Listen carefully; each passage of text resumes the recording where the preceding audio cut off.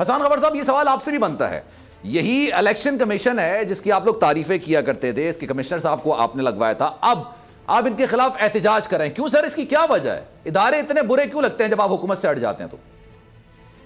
अच्छा, मुझे जरा आप 2-4 मिनट दें। मैं बिल्कुल, 2-3 बातें मेरे भाई ने की, इनको बताना बड़ा जरूरी है। देखिए, पहली बात ये कि इन्होंने एक कानूनी नुक्ता बताया कि जी किस चीज का बेनिफिशियरी कौन है। आप मुझे ये बताएं कि इस वक्त जो है, जो बेनिफिशियरी है हॉर्स ट्रेडिंग क्रॉसिंग का, वो कौन सी पार्टी है? कौन सी पार्टी पंजाब के अंदर अपनी गवर्नमेंट क्लेम कर रही है इस बुनियाद पे कि उन्होंने लोगों को खरीदा है, होटल में बंद रखा है, उसके बाद उनसे वोट लिए हैं। और जो कुछ पंजाब असेंबली में हुआ, बिल्कुल हकीकत है कि अफसोसनाक है। ना लड़ाई होनी चाहिए थी, ना पुलिस को ईवान में आना चाहिए था, लेकिन आप ये नहीं कर सकते कि एक पूरे वाक़े के अंदर अपनी मर्जी से एक सेगमेंट उठा लें। आप ये भी तो देखें, इन्होंने कहा कि ये दे आर हिस्ट्री। मैं आपको बताऊं, हिस्ट्री इज बीइंग रिटन, और हिस्ट्री के अंदर ये लिखा जा रहा है कि आपने माजी की अपनी तारीख में से वो तारीख बाब जो है वो दोबारा खोल दिए। ये 1990 की दिहाई की जो सियासत थी, जब मुस्लिम लीग नून और पीपल्स पार्टी ही दो जमातें थी, तो ये आपस में बेदरेक छांगा मांगा की एपिसोड किसको याद नहीं? इन्होंने छांगा मांगा रीप्ले कर दिया है, और इस चीज़ के बेनिफिशियरी भी यही है।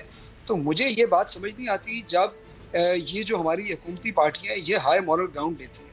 दूसरी बात, उन्होंने कहा कि हमारे खिलाफ केस खोलेंगे, आप हमारे खिलाफ जितने मर्जी केस खोलें, हमारे पास हर चीज़ का जवाब है और इंशाल्लाह सुरखरू होंगे।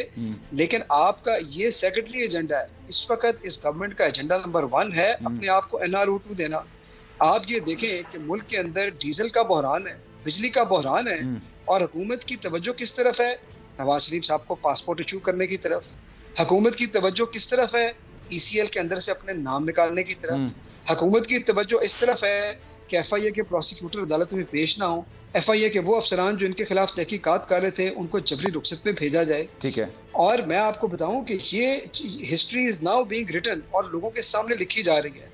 इदारों के हवाले से जो आपने बात की, मैं पहले ये वजाहत करना जरूरी समझता हूँ कि इदारों की इज्जत करने वाली पार्टी कौन सी है, ये भी आपको पता है, और वो पाकिस्तान तहरीक इंसाफ है। हमारा बयानिया, हमारी पोजीशन किसी एक इदारे के खिलाफ नहीं है। इदारों के खिलाफ जो साजिशें करते हैं, जो ऑडियो लीक्स निकलवाते हैं, वो हमें पता है वो कौन है, और पूरी कौम को पता है।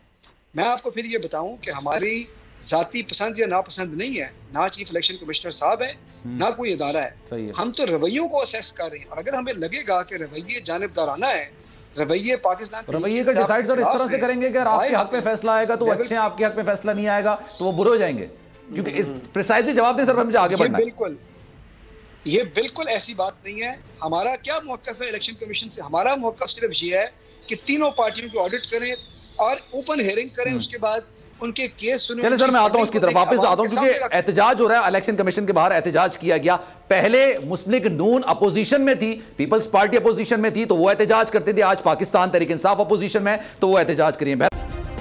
सब्सक्राइब करें और बेल दबाएं ताकि कोई खबर रह न जाए।